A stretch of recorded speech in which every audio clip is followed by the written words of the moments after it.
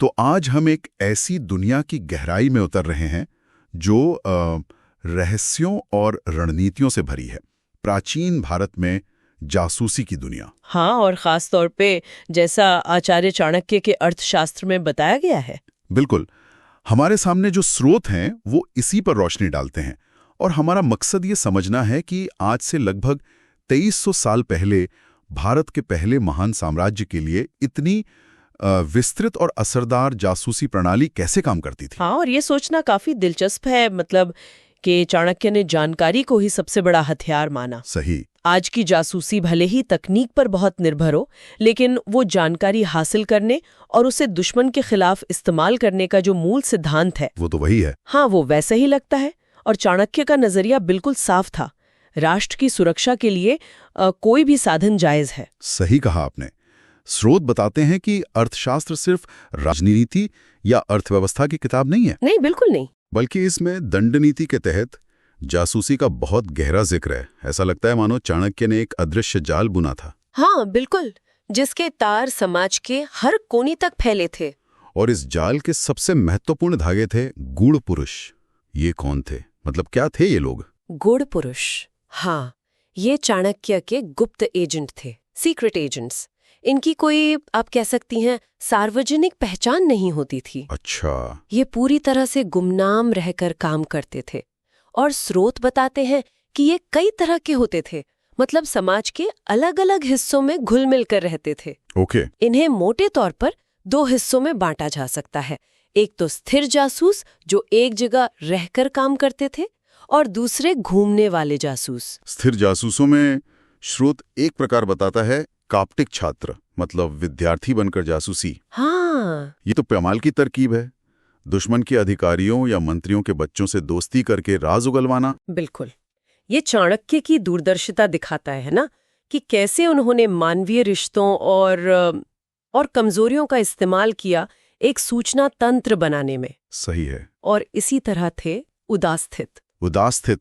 हाँ, यानी तपस्वी या सन्यासी के भेष में जासूस। अब सोचिए, इन पर कौन शक करता भला? हाँ, कोई नहीं, लोग तो शायद खुद ही इनके पास अपनी बातें लेके आते होंगे। बिल्कुल। और इनके अपने शिष्य भी होते थे जो इस नेटवर्क को और फैलाते थे। एक पूरा इकोसिस्टम था। और व्यापारियों का भी इस्तेमाल होता था। श्रुत में गृहपतिक का जिक्र है। हाँ, गृहपतिक। वो व्यापारी बनकर राज्यों में आते जाते थे, आर्थिक जासूसी करते थे कि कहाँ क्या चल रहा है, इकोनॉमी कैसी है। अच्छा। और जरूरत पड़ने पर गुप्त ऑपरेशंस में भी मदद करते थे। मतलब ये मल्टीटास्किंग एजेंट्स थे। वाकई? हाँ, और इनके साथ साथ वैद्यक भी थे जो कारीगर के भेष में जानकारी जुटाते थे, और तापस जो शहर के बाहर तपस्वी बनकर आम जनता और यात्रियों से खबरें इकट्ठा करते थे। तो ये सब मिलकर एक ऐसा सूचना तंत्र बनाते थे जिससे शायद ही कोई जानकारी राजा की नजरों से बच पाती हो। हाँ, ये सिर्फ जानकारी इकट्ठा करने का तंत्र नहीं था, ये समाज के हर स्तर पर एक तरह का नियंत्रण और प्रभाव बनाए रखने का जरिया भी था। छात्र, तपस्वी, व्यापारी, ये सब एक अदृश्य सेना की तरह थे। सही है, जो साम्राज्य की नींव मजबूत करते थे। बिल्कुल। तो ये तो हुई जानकारी लाने की बात। पर चाणक्य सिर्फ सुनने पर यकीन नहीं करते थे, शायद जरूरत पड़ने पर वो सीधी कार्रवाई भी करते थे। हाँ। और इसके कुछ तरीके वाकई चौंकाने वाले हैं। स्रोत में विषकन्या का जिक्र आता है, हालांकि उसे किंवदंती कहा गया है। क्या ये सच में होता था? देखिए, स्रोत इसे किंवदंती के तौर पर ही बताता है, जिसका मतलब है कि इसके ठोस सबूत शायद ना हो, लेकिन ये उस दौर की सोच को जरूर दर्शाता है। अच्छा। कि दुश्मन को रास्ते से हटाने के लिए किसी भी हद तक जाया जा सकता था। पर इससे भी ज्यादा जोर एक्चुअली चाणक्य ने मनोवैज्ञानिक युद्ध पर दिया। मनोवैज्ञानिक युद्ध? हाँ, फिजिकल असैसिनेशन से ज्यादा महत्वपूर्ण था दुश्मन के दिमाग पर जीत हासिल करना। मतलब अफवाहें फैलाना, फूट डालना। क्या ये वाकई इतना प्रभावी हो सकता था कि पूरी सेना का मनोबल टूट जाए? हाँ, चाणक्य मानते थे कि युद्ध मैदान में जीतने से पहले दुश्मन के मन में हार का डर पैदा करना जरूरी है। अच्छा। मंत्रियों के बीच शक पैदा करना, झूठी खबरें फैलाना, लोगों के अंधविश्वास का फायदा उठाकर उन्हें डराना, ये सब दुश्मन को अंदर से कमजोर करने के तरीके थे।